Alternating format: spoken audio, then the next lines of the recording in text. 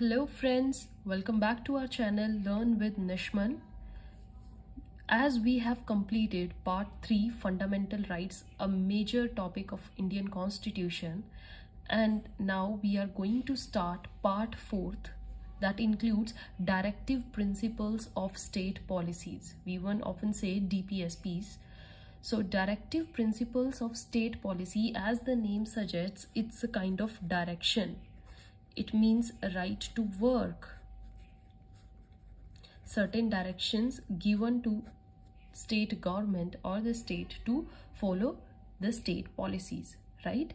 In it, we have articles 36 to 51, but today we are just going to focus on 36 and 37, and we will discuss actually about what directive principles of state policy are, right? How they are related to fundamental rights and how they are different from them, right? So let's start. We have taken this DPSPs, Directive Principles of State Policy. अगर बच्चे याद हो, मैंने starting में जब borrowed features किए थे तो I told you that from Ireland we have taken the idea of DPSPs, right? So we have taken this DPSP from Irish Constitution. If we concise the preamble of Indian Constitution, it has mainly 3 goals to achieve, right? Political, social and economical justice. यही काम है हमारे constitution में, and this combined responsibility for meeting these goals is carried out by fundamental rights and these DPSPs. एक तो fundamental right से आप achieve कर सकते हो whatever written in preamble, and secondly through directive principles of state policy. Now अब आप कहेंगे कि directive principles of state policy and fundamental rights, why they are different, what is the difference between them? देखिए बच्चे, fundamental rights are certain types of negative rights, right? जो fundamental rights में इधर लिखती हूँ, DPSPs में इधर लिखती हूँ. फंडामेंटल राइट्स हम डिस्कस कर ही चुके हैं ऑलरेडी. तो जो आपके ये होता है ना fundamental rights, these are somewhere kind of negative rights, means they give a direction to the state to not do these things, right? They somewhere stop the government and they lay down certain things that must not to be done by the state, and if there is inequality or arbitrariness, right? While DPSPs are kind of positive rights, right? They give direction to the state to follow the certain path, right? Positive rights which lay down all the things that state must do to meet the ends. समझ में आया difference? Secondly, fundamental rights are more concerned with political justice, right? Political justice means ऐसे work जो parliament के through होना है, whereas this DPSPs are more concerned with social and economical justice, right? Justice दोनों में हो रहा है, but it more focuses on these kind of justices. Then third is fundamental rights are justiciable rights, right? Justiciable का मतलब समझिएगा मैं क्या कह रही हूँ. Justiciable rights which can be settled or enforced by courts, means they are enforceable. अगर ये नहीं होंगे, you can go to the court for their enforcement, right? So they are enforceable, while DPSPs are non-justiciable, right? Non-justiciable means non-enforceable. अगर ये नहीं हो रहे हैं देन आप कोर्ट में नहीं जा सकते हो इनको एनफोर्स करवाने के लिए. यानी अगर स्टेट आर्टिकल 36 to 51 को फॉलो नहीं करता है, मतलब 36 to 51 है इन टोटल बच्चे, इन आर्टिकल्स को फॉलो नहीं करता है, तो आप कोर्ट के पास नहीं जा सकते हैं, right? Article 37 says DPSPs are non enforceable. But अगर आपके फंडामेंटल राइट कहीं पर हार्म हो रहे हैं, as we have said, constitutional even remedy भी है हमारे पास कि अगर आपके फंडामेंटल राइट कहीं हार्म हो रहे हैं, you can go to directly to the court, and under section article 32 you can directly approach supreme court. But in DPSPs there is no such thing. Fine, they are non enforceable. समझ में आया बच्चे? Article देखिए, मैं आपको article 36 and 37 बताती हूँ. जो हमारा आर्टिकल 36 है, 36 says the state has the same meaning as in part 3, right? Simple statement है, स्टेट का मीनिंग सेम वही होगा जो हमने पार्ट 3 में रीड किया है. This is what your Article 36 says. And your Article 37 says, देखिए अगर Article 37 में आपको अगर बताऊंगी तो आपको ऐसा लगेगा कि DPSPs ज़्यादा important नहीं है as fundamental rights were.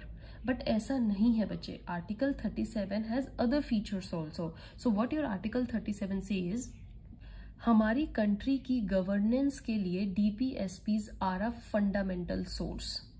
Right, governance के लिए DPSPs को फॉलो करना जरूरी है.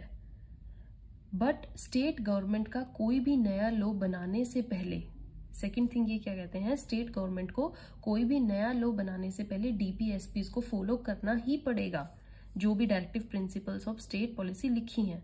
बट ये हमें इंपॉर्टेंट इसलिए नहीं लगता because it is non enforceable. Section 37 says that they are non enforceable. अगर ऐसा नहीं हुआ आप कोर्ट में नहीं जा सकते हो. बट इससे लग रहा है कि DPSPs are a kind of moral principles, है ना. अब आपको ऐसे ही लग रहा है, पर ऐसा नहीं है. DPSPs को एनफोर्स करने के पीछे सबसे बड़ा फोर्स है we the people, that is public opinion.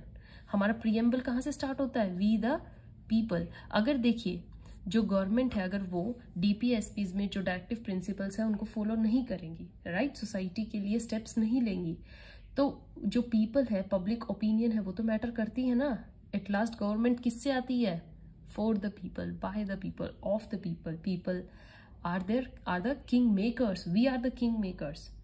So we the people, that is public opinion. How, देखिए कोई भी गवर्नमेंट टिकी होती है किस चीज पे, पॉपुलर वोट्स के कारण. I told you. तो गवर्नमेंट अगर अच्छी पॉलिसीज नहीं लाएगी, DPSPs को रिस्पेक्ट नहीं करेगी, तो चलो ठीक है, उनको ये लगेगा कोर्ट तो ये जा ही नहीं सकते. बट 5 साल के बाद उसके वापस आने के चांसेस हैं. बताइए क्या उसके 5 साल के बाद आने के बाद चांसेस होंगे? No, not at all, no. इसलिए उनके चांसेस बहुत कम हो जाते हैं. उनको वोट्स नहीं मिलेगी, पब्लिक ओपिनियन उनके फेवर में नहीं होगा. इसलिए वोट्स, पब्लिक ओपिनियन को इम्प्रूव करने के लिए स्टेट गवर्नमेंट्स मजबूर होती हैं वो DPSPs को रिस्पेक्ट और फॉलो करें. ठीक है, जो ये हमारी DPSPs हैं इनको फॉलो उनको करना ही पड़ता है. समझ में आया बच्चे? अब क्वेश्चन उठता है, अगर DPSPs इतनी इंपॉर्टेंट है तो why they are non justiciable, ये एनफोर्सिएबल क्यों नहीं है? जब हमारा देश आज़ाद हुआ था बच्चे और हम अपना कॉन्स्टिट्यूशन बना रहे थे तो हमने सोशल, इकोनॉमिकल और पॉलिटिकल फैक्टर्स को देखते हुए कुछ राइट्स ऐसे बनाए थे जिन्हें एनफोर्स करना बहुत ज़रूरी था उस टाइम पे, मतलब उनको एनफोर्स करना ही था. ओके, और वो बन गए हमारे व्हाट, फंडामेंटल राइट्स. और कुछ राइट्स हमने ऐसे रखे कि जैसे डेवलपमेंट होगा, राइट, एजुकेशन, लाइक लिबरलिज्म होंगे, है ना, इक्वल डिस्ट्रीब्यूशन हो, है ना, राइट टू वर्क हो, मैटरनिटी रिलीफ हो. ये कुछ ऐसे चीज़ें थी, उन्हें एनफोर्स हम धीरे धीरे करेंगे. डेवलपमेंट होता रहेगा तो उनको एनफोर्स करते रहेंगे. That are DPSPs. ये डायरेक्टली ना करते हुए डेवलपमेंट के थ्रू एनफोर्समेंट हो इनकी. समझ में आया बच्चे डिफरेंस? तो उस टाइम पे जो हमें सबसे ज़्यादा नीड लग रही थी हमने उनको एनफोर्स किया and rest were in DPSPs. और जैसे जैसे टाइम चेंज होगा ये भी एनफोर्स होते जाएंगे. समझ में आया? Now let's discuss what is the relationship between fundamental rights and DPSPs, right? How they are related to each other. देखिए बच्चे, DPSPs have not been made enforceable. क्यों enforceable नहीं है? I told you, as its implementation requires resource availability, practical willingness, circumstances, etc. Supreme Court, being the guarantor of fundamental rights, can issue mandamus if DPSPs is not being followed, despite the resource availability and circumstances. अगर कुछ चीज़ें हैं, अगर resource भी government के पास हैं, right, practical willingness भी है, and still if they are not following, उस टाइम पर स्टेट इतना ज़रूर कर सकती हैं, सुप्रीम कोर्ट उनको मैंडेमस इशू कर सकती हैं. समझ में आया बच्चे? एक हमारा मिनर्वा मिल्स केस था, उसमें क्या बोला गया था, DPSPs and fundamental rights are two different sides of same coin.